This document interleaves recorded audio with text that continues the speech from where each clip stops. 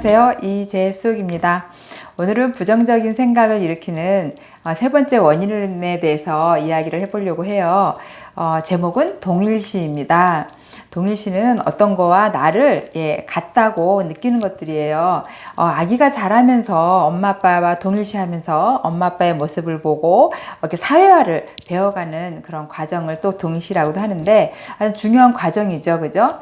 필요한 과정이기도 한데 자라면서 어른이 돼서도 어떤 거에 대해서 이렇게 동일시를 하는 거예요. 많은 거에 동일시를 하죠. 먼저 우리는 이렇게 내 몸과 동일시를 해요. 이게 나야, 이게 나야. 저도 제가 이쁘다고 생각한 적이 한 번도 없었어요. 그래서 이제 어렸을 때는 그 할머니께서 제가 좀 못나 보였는지 맨날 아유, 네 코가 좀 높았으면 좋았을 걸. 꼭 증조 할머니 코를 닮아서 이렇게 말씀을 하셨던 것 같아요. 그래서 코에 대해서 너무 많은 사람들이 얘기하면서 이렇게 열등감을 조장을 했는데 그런데 단 하나 뭐가 있었냐면 지금은 이제 눈도 많이 쳐주고 이랬는데 옛날에는 눈이 좀 초롱초롱하고 이뻤던 것 같아요. 그래서 너는 눈이 이쁘다라는 이야기를 들은 거예요. 그래서 못생겼다는 이야기는 다 제가 제껴두고 눈이 이쁘다는 것만 믿고 이제 살았어요. 눈이 이뻐야겠다. 근데 나이를 먹으니까 어때요? 어느 정도 나이를 먹고 나니까 외모가 거의 이제 비슷해지는 것 같아요. 사람하고 상관없이. 그런데 한때는 어때요? 되게 예민하죠. 전에 이제 한번 이렇게 물끄러미 이렇게 쳐다보고 있는데 개미가 이렇게 막 지나가는 거예요. 개미떼들이 막 이렇게 움직이는 걸 가만히 쳐다보다가 문득, 쟤네들도 롱다리 개미, 뭐 숏다리 개미, 뭐 날씬한 개미, 뭐 팔등신 개미 이런 게 있을까? 이런 생각을 해본 거예요. 제가 보기에는 그냥 개미일 뿐인 거예요. 그냥 개미인데, 쟤네들도 그런 생각을 혹시 할까? 뭐 이런 생각이 문득 들었어요. 우리도 우리끼리 뭐 네가 이쁘니 내가 이쁘니 내가 날씬하니 네가 날씬하니 이런 얘기를 하지만 어떤 우리보다 더 큰 존재가 볼 땐 그냥 사람이지 않을까요? 그리고 우리 사람들 속에서도 어떤 사람은 그런 걸 굳이 구분하지 않고 그냥 사람으로 대하죠. 우리는 우리를 사람으로 대하는 것이 아니고 누구 말에 의하면 돼지로 대한다. 돼지는 어때요? 뒷다리, 앞다리, 뭐 돼지 머리, 목살, 삼겹살 이렇게 나누잖아요. 그 사람은 이렇게 나눔으로 인해서 그대는 사람을 사람으로 대하는 것이 아니고 돼지로 본다. 이런 글귀를 읽은 적이 있어요. 그래서 우리는 너무 내 자신을 사람으로 보지 않고 그냥 돼지로 보는 건 아닌가? 이런 생각을 한번 해본 적이 있었어요. 생각이 퍼뜩 이렇게 정신이 버뜩 차려지면서 내가 사물을 볼 때, 그리고 사람을 볼 때 제대로 봐야겠다 이렇게 생각을 한 적이 있습니다. 그래서 이렇게 몸과 동일시하는 경우가 있고요. 또 환경과 동일시하는 사람들이 많죠. 예전에 이제 우리 친구 집에 이렇게 큰 아파트 단지에 놀러 갔어요. 친구가 한 60평대 이렇게 살고 있었는데 4살짜리 이제 아들이 같이 밥을 먹는데 그런 얘기를 해요. 엄마, 철수 있지, 철수. 걔가 이번에 반장 선거 나왔다? 25평짜리가 어떻게 나도 안 나가는데 지가 반장 나와? 이렇게 얘기를 하는 거예요. 그래서 밥을 먹다가 뭔 소리지? 이렇게 들었어요. 그 아이는 아파트 평수가 곧 자기인 거예요. 내 60평 넘게 사는 나도 반장 출마 안 했는데 25평짜리가 어떻게 반장을 출마해? 이런 생각을 하는 거죠. 되게 좀 마음이 좀 슬펐어요. 이제 10살짜리 아이가 11살이네, 4학년이니까 11살짜리 아이가 저런 생각을 할 수 있다는 게 참 안타까웠던 것 같아요. 또 어떤 게 있나요? 우리는 또 환경이 어떤 거에 이제 동일시를 하냐면 내가 갖고 있는 차, 그죠? 물건들, 백, 명품백 이런 것들, 이런 게 관심이 많죠. 그리고 그 동일시가 돼요. 그래서 누가 이제 내가 이번에 새로 백을 하나 샀어 이랬을 때 이렇게 쳐다보면서 그거 별로다 그러면 어때요? 기분이 싹 나빠지는 거예요. 나 이번에 머리 했는데 어때? 그러면 야, 머리 뭐 그렇게 했냐? 이렇게 얘기를 하면 기분이 또 싹 나빠지고 야, 내 옷이 어때? 야, 안 어울려 그러면 어때요? 또 기분이 나빠지는 거예요. 내가 그건 뭐예요? 내가 아닌 거예요. 나는 백이고 나는 가방이고 이런 거죠. 에피테토스의 책을 읽다 보면 그런 말이 나와요. 네가 나귀를 끌고 가는데 사람들이 나귀를 칭찬했을 때 너의 어깨가 으쓱해지고 나귀를 흉을 봤을 때 네가 우울해진다면 너는 사람이 아니라 나귀다 이런 얘기가 있더라고요. 그래서 나는 과연 나로서 나를 측정하는가 아니면 백인가 자동차인가 한번 생각해 볼 필요 있지 않겠어요? 나는 나로서 좀 존엄해야 되지 않아요? 그리고 또 이제 어떤 환경이냐면 자식과 동일시하는 거예요. 자식의 성적 있죠. 예, 자식이 등수가 곧 엄마들의 이렇게 등수가 되고 또 남편의 계급이 나의 계급이 되고 이렇게 되는 경우 많죠. 그런데 저도 이제 새로운 경험을 하고 엄마들을 이해할 수 있는 계기가 하나 있었던 게 저희 아이가 이제 중학교에 들어가서 평균 점수가 이제 9.8 이렇게 하나 틀렸어요. 전 과목에서. 그래서 전교 1등 좀 하겠네 하고 있는데 어머 2등을 했어요. 만점 맞는 애가 있더라고요. 근데 그다음부터 그렇게 하나씩 틀리고 해도 이제 전교 2등을 한 두세 번 했던 것 같아요. 그래서 그냥 잘했다. 이제 아유 잘하는구나 이렇게 생각을 했는데 얘가 몇 번째 드디어 이제 전교 1등을 했어요. 그런데 그제서야 느낌이 다른 거예요. 또 1등하고 2등하고 느낌이. 그래서 이 세상은 1등과 1등이 아닌 걸로 나뉘는구나 이런 느낌 팍 받았어요. 그래서 엄마들이 자식의 성적에 왜 그렇게 목을 맬 수 있는지 그런 이 감정에 중독이 되면 여기에 목을 매겠다라고 확 이해가 되더라고요. 그래서 이제 아이를 불러서 그랬죠. 야, 너는 이제 평생 나 전교 1등 해봤어. 이런 말을 할 수 있지 않니? 그런 자격이 있으니까 이제 앞으로는 1등 하지 마라. 엄마가 전교 1등 하는 딸을 두어 보니까 기분이 되게 좋더라. 그러니까 나 말고 돌아가면서 1등 해서 다른 엄마들도 그 기분을 느낄 수 있게 해줬으면 좋겠어. 그러니까 앞으로는 전교 1등 하지 마. 이렇게 얘기를 했어요. 그러니까 얘네 아빠도 이제 딸이 대견하고 기분이 좋았던 것 같아요. 그래서 전교 1등을 했다니까 500원을 주더라고요. 잘했어. 500원. 그러니까 딸이 이제 500원을 받고 되게 이제 기뻐했어요. 왜냐면 성적보다도 그 성적이 너무 부각이 되면 어때요? 네. 하지만 그게 기쁘다는 걸 인정해주되, 네. 그것이 그렇게 얘 전체를 대표하는 거는 아니라는 거를 우리는 느끼고 싶었던 거죠. 그냥 내 아이가 되게 소중한데 이런 기분을 줘서 고맙다, 수고했다. 그래서 어떤 그 자식이 어떤 것들을 동일시해서 그게 곧 자식이고 아이의 성적이 아이고 그죠? 아이의 어떤 그 성과가 아이에 대한 나의 사랑으로 이렇게 표출이 된다거나 아니면 그것이 나의 사랑이 되는 게 아니었으면 좋겠다는 생각이 들어요. 이제 고등학교 때 우리 막내가 이제 고등학교 때 선생님을 이제 만날 일이 있었어요. 그래서 만나서 얘기를 하는데 선생님이 이렇게 문득 물으세요. 그래 준영이 어머니는 준영이가 집에서는 또 어떤 아들이에요? 이렇게 물으시는 거예요. 그래서 제가 그랬죠. 완벽한 아들입니다. 효자예요. 이렇게 얘기를 했어요. 그러니까 선생님이 이렇게 쳐다보시더니만 교직생활 10몇 년 거의 20년 다 돼가는데도 저는 이렇게 아들을 완벽한 아들이라고 하는 엄마를 처음 만났어요. 이러시는 거예요. 그래서 제가 그랬죠.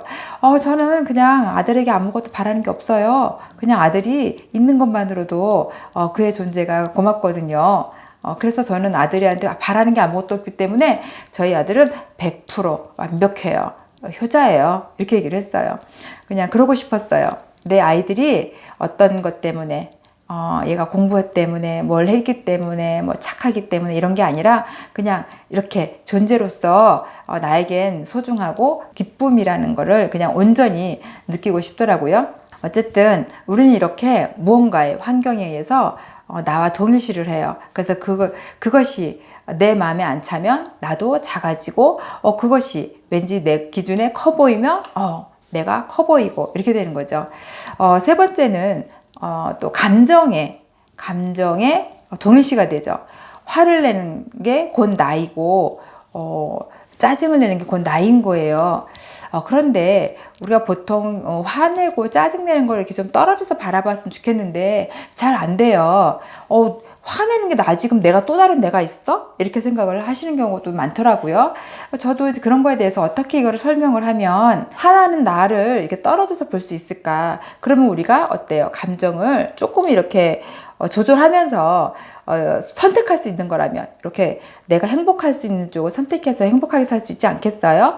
이전에 이제 고통체에 대해서 얘기를 했는데 이 고통체라는 거를 하나의 이렇게 내가 심장을 바라보고 위장을 바라보듯이 그거를 감정의 이렇게 덩어리인 고통체를 이렇게 바라볼 수만 있다면 참 좋겠다는 생각이 들었어요. 그런데 이런 얘기를 해도 많은 분들이 그럼 어떻게 해요 선생님? 이렇게 물으시는 거예요. 그래서 제일 먼저 해볼 수 있는 방법은 3인칭으로 묘사를 하면 어떨까 이런 생각이 들어요. 아이가 물을 쏟았다. 그래서 내가 너무 화가 났다. 그래서 내가가 아니고 아이가 물컵을 쏟았다.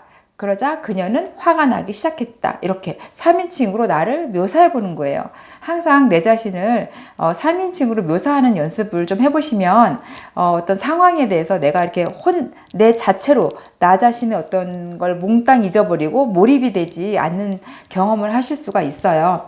물론 이 와중에 뭐 정신분열 일어나는 거 아니에요? 유체이탈하는 거 아니에요? 뭐 이렇게 생각하실 것 같은데 그렇지 않아요. 그냥 화나는, 내가 왜 막 화를 내다 보면 내가 지금 화내고 있네 라고 생각하는 느낌이 있지 않아요? 그러니까 화는 내가 내고 있는데 내가 화를 내고 있네 라고 알아차리는 그런 존재가 있는 거예요. 그러니까 그 존재에 자꾸 집중을 하다 보면 이 존재 입장에서 나를 보는 연습이 생겨요.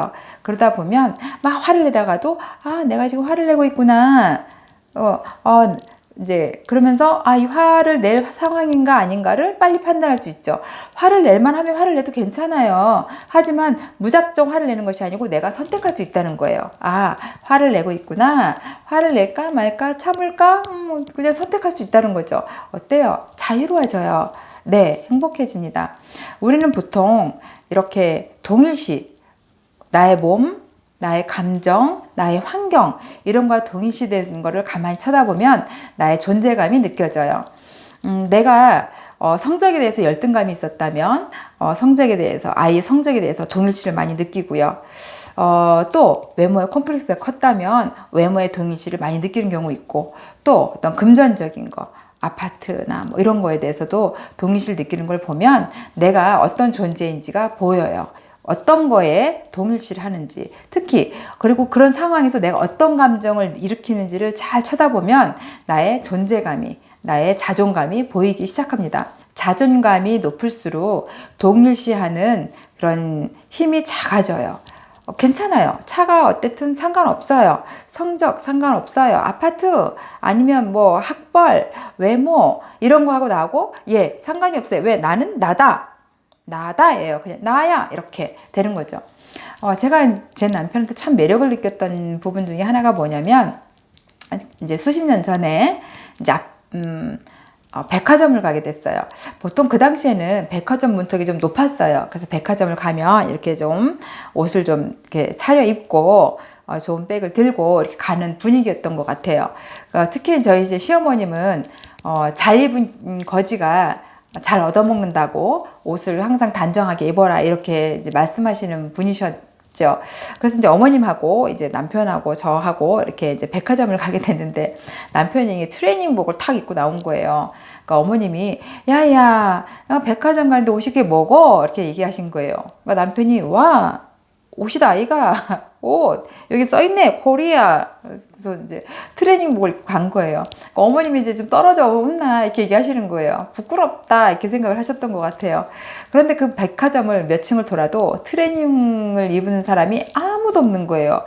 지금이야 뭐 그게 하나의 어떤 외출복 느낌으로 이렇게 많이 일반화가 됐지만 예전에는 어떤 스포츠웨어라는 것이 그렇게 크게 상업화되어 있지 않았던 때였고, 그래서 백화점에 오로지 트레이닝복을 입고 온 사람, 그야말로 추리닝 입고 슬리퍼 찍찍 끌고 이렇게 간 사람이 저희 신랑밖에 없었던 거예요. 그런데 그 당당함이 너무 제 눈에는 멋있는 거예요. 어떻게 이런 분위기에 어머님의 잔소리에 어떤 인식에 구애받지 않고 저렇게 당당할 수 있을까? 멋지다 이런 생각이 들더라고요. 저는 지금도 그런 모습이 너무 좋아요. 네. 어떤 나의 사회적인 지위 아니면 내가 사는 어떤 환경, 내가 과거에 가졌던 어떤 경력들 이런 걸로 나를 규정하지 않고 그냥 나로서 존재하는 거. 그래서 어떤 거에서 내가 저게 나가 아니고 나 혼자로서 존재할 수 있는 그 자존감이 저는 너무 좋더라고요. 그래서 내가 무엇에 동일시를 많이 느끼는지, 동일시하는 내가 뭔가를 동일시하고 싶어 하고 또는 어떤 사람의 어떤 사람과 어떤 거를 동일시해서 이렇게 쳐다보는지 한번 봤으면 좋겠어요. 그리고 그 속에서 나는 어떤 감정을 일으키는지 그 감정을 한번 3인칭으로 계속 한번 묘사를 해보세요. 그러다 보면 나의 모습이 보이면서 그거를 어때요? 제가 각색을 하면 돼요.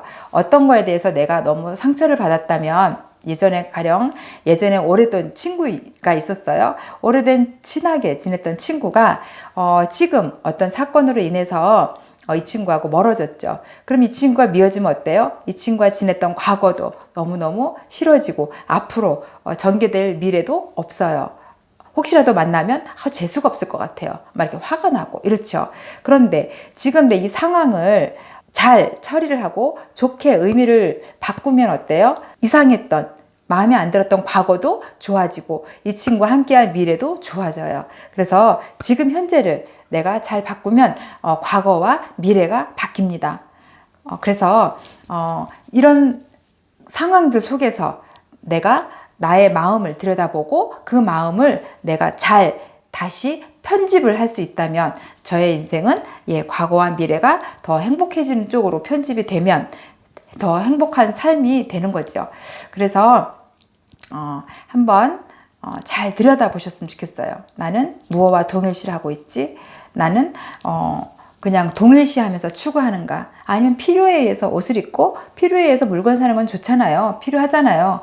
그것이 아니라 어떤 거에 동일시하고 과시하고 그리고 그거를 나의 정체성으로 표현하기 위해서 그렇게 하는 건 아닌지 한번 살펴봤으면 좋겠습니다.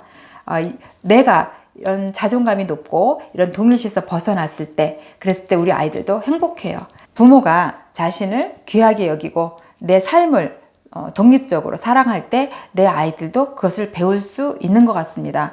아이가 부모 말을 안 듣는다 이렇게 막 야단하지 마시고 항상 아이가 나를 쳐다본다 라는 거를 기억하셨으면 좋겠어요. 그래서 엄마가 모든 거에 동일시하지 마시고 독립된 존재로 행복하시고 그래서 내 아이가 그 모습을 보면서 내 아이도 외모나 어떤 학벌이나 성적 돈 이런 거에 자기 존재를 흔들리면서 위태롭게 살지 않고 엄마처럼 당당하게 존재로서 행복하게 살았으면 좋지 않을까요? 어떠세요? 네, 오늘은 동일시에 대해서 했습니다. 나는 무엇을 동일시하고 있고 그 동일시로 세상을 평가하고 있는지 그리고 그 과정에서 내가 떨어지려면 제 3인칭으로 한번 묘사를 해보자. 3인칭으로 묘사를 하면서 내가 이런 상태를 하고 있구나라고 인지하는 그런 어떤 나의 진짜 존재를 한번 탐색하는 길로 한번 들어가 보자 이렇게 제안해 봅니다. 오늘도 행복한 시간 되십시오. 네, 수고하셨어요.